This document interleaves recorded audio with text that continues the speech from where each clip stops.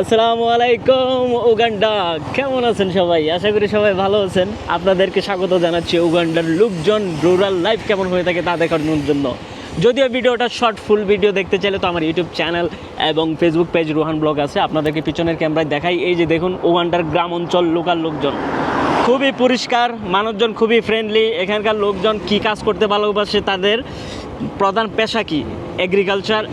After ওরা হলো যে রেস্টুরেন্ট বিজনেস করে। তারপর হলো যে এখানে ওরা কি বললো না, আরেকটা জিনিস হলো যে ওরা এখানে প্রচুর পরিমাণের কটেজ ওরা রেন্টে দিয়ে থাকে। বিকজ পাশে হলো যে লেক ভিক্টোরিয়া, যার কারণে হলো যে এখানে ট্যুরিজম বিজনেস আস্তে আস্তে উৎপন্ন হচ্ছে।